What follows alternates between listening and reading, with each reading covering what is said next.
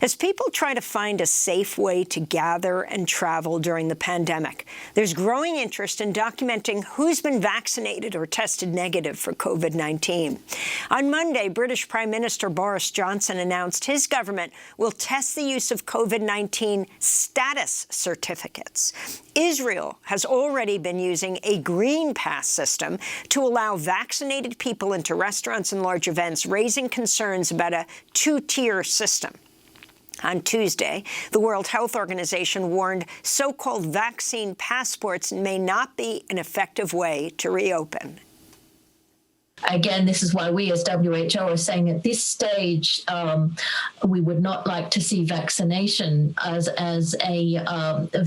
the vaccination passport as a requirement for entry or exit, because we're not certain that at this stage that the vaccine prevents transmission. And there are all those other questions, apart from the question of discrimination against people who are not able to have the vaccine for one reason or another. Here in the United States, New York is already testing a digital vaccine passport app made by IBM called the Excelsior Pass. Meanwhile, the Republican governors of Florida and Texas have signed executive orders banning vaccine passports. The Biden administration's chief medical advisor, Dr. Anthony Fauci, said Monday COVID-19 vaccine passports are, quote, not going to be mandated from the federal government. This comes as the Lancet Medical Journal published an editorial arguing vaccine certificates threaten to exacerbate vaccine inequality and risk, quote, generating hierarchical societies in which vaccinated individuals have exclusive privileges that are denied to those who have not received the vaccine, unquote. As all of this plays out, the ACLU, the American Civil Liberties Union, has also raised concerns about vaccine passports. For more, we go to Jay Stanley, senior policy analyst for the ACLU's Speech, Privacy, and Technology Project, who wrote a recent piece headlined, "There's a lot that can go wrong with vaccine passports." Jay, lay it out. So, first of all, the main push for our country really needs to be trying to get to herd immunity so that COVID becomes another disease like measles or others where we just don't have to worry about it on a daily and hourly basis. Nobody's running around asking us for our measles vaccination certificates left and right. And we want to get to the same point with COVID. That should be the number one goal, and this should be really a sideshow. Of course, there are situations, in our view, where it's legitimate to ask people to prove that they've been vaccinated for various things. Schools have long done that, for example, and perhaps if you're a doctor working with cancer patients who are immunocompromised or a nurse, that could be legitimate. And we have systems in place already for proving you've been vaccinated, notes and paper documents from doctors. And so one question is that system so broken that we need to construct an entirely new electronic system?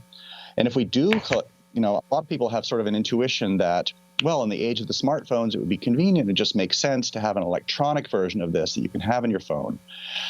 But that raises a lot of questions. The first one is equity. A lot of people, 15% of the country, do not have smartphones. Disproportionately, some of our most disadvantaged people. 40% of people over age 65 don't have smartphones.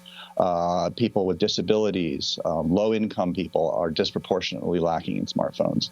And so if you create a system that relies on having a smartphone, you're going to create the kind of two-tiered society that you were quoting people as talking about. There are also questions about privacy. So the idea of having electronic verification and credentialing systems has been around for decades, and there are a lot of different parties that are working on those kinds of a system, whether it's an electronic driver's license, electronic boarding passes, electronic gym memberships, and there are a lot of work being done on creating sort of a unified, standardized system for providing electronic credentials. And this conversation about vaccine credentials is playing into that.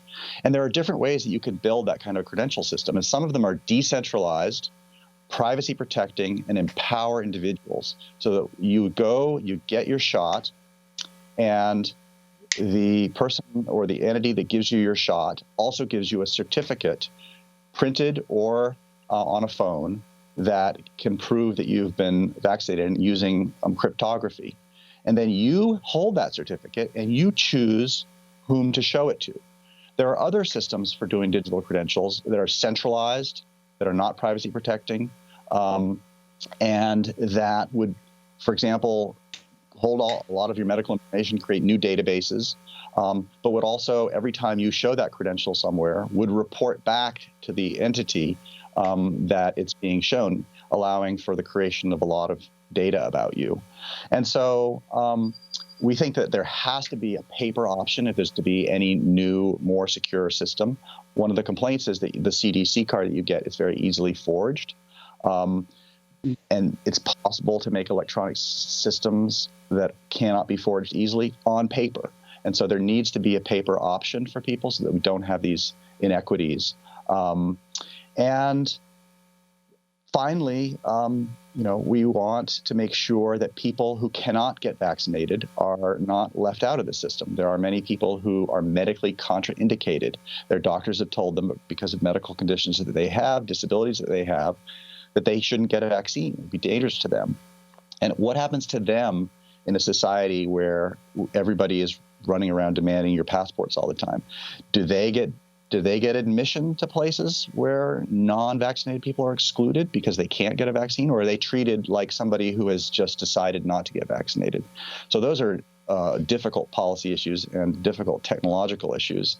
And it is possible to have a system that is done well, that perhaps increases the security and decreases the ability to, fake vaccine certificates, that is equitable and that does protect privacy, decentralized.